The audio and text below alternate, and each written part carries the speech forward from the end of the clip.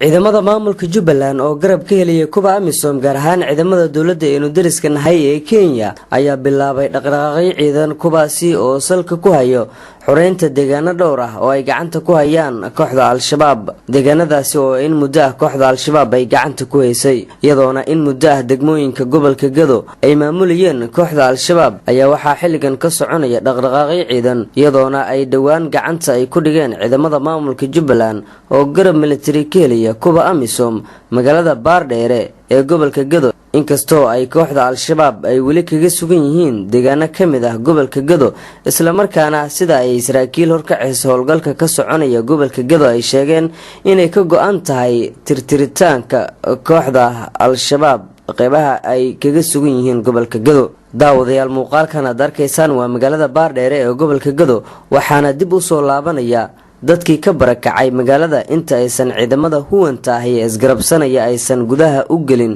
waxaana dib u furmay goobihii ganacsiga dhaqdhaqaaqa gaadiidka isdhaxgalka bulshada goobihii waxbarashada iyo waliba sidoo kale caafimaadka inkastoo ay jiraan dad danyar ah oo magaalada ku sugan oo u baahan in gargaar la soo gaaro. sidoo kale ciidamada maamulka Jubbaland ayaa dhaqdhaqaaqyo ceenkan oo kala ah ka wada gobolka Jubbada Hoose waxaana deegaanada dhaqdhaqaaqyadan laga dareemay kamid ah jasiiradda Kudhaa, Singo, Kulbiyo, Buurgaabo, Madhawo, Kamboni iyo waliba degmada Badhaadhe iyo deegaano hoos yimaada. sidoo kale degmada Afmadow iyo waliba magaalooyin hoos yimaada oo ay kamid yihiin Qooqaani, Taabta, Dhobley oo kamid ah goobaha xurta ah ee maamulka Jubbaland gacanta uu ku hayo ay howlgaladani ka bilaaban doonaan waxaana markaasi lagu doonayaa in kooxda al-shabaab deegaanada ay kaga sugan yihiin gobolada Juboyinka laga ciribtiro. magaalada Bulugudud waa goob fariisimo muhiim u ah ciidamada maamulka Jubbaland waxaana duleedkeeda ku sugan ciidamada maamulka Jubbaland oo ka sameeya howlgallo ay ku baadigoobayaan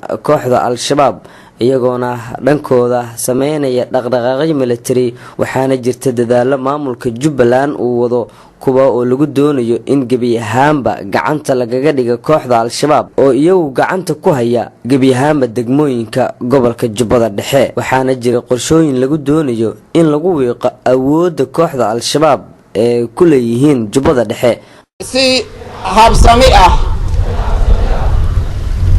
oo hagar la'aan ah in aan heegan iyo gaashaan u noqdo difaaca iyo horumarinta qaranka Soomaaliyeed in aan ku dhaqmo sharaf diiranaan iyo adab waqtiga nabadda iyo colaadaba. dhawaan ayay ahayd markii ciidamo isku dhaf ah oo ay tiradoodu tahay 1500 oo askari tababar loogu soo xiray duleedka magaalada Kismaayo gaar ahaan xaruntii hore ee jaamacadda Kismaayo iyadoona ay ka soo qayb galeen xubno kala duwan sida madaxweynaha dawladda federaalka Soomaaliya mudane Xasan Sheekh Maxamuud, madaxweynaha maamulka Jubbaland mudane Sheekh Axmed Maxamed Islaam Sheekh Axmed Madoobe, xubno ka tirsan xildhibaanada baarlamaanka, wasiiro iyo waliba mas'uuliyiin ka socotay wakiilada dawladaha Itoobiya, Kenya, IGAD, Midowga Yurub, amisom iyo dawladda Ingiriiska. ciidamadan oo ku biiri doono marka loo qaybiyo sanadda military howlgalka la dagaalanka kooxda al-shabaab ee ka soconaya gobolada Juboyinka. Iidle maxamed Dagane, telefishinka Somalicable magaalada Kismaayo.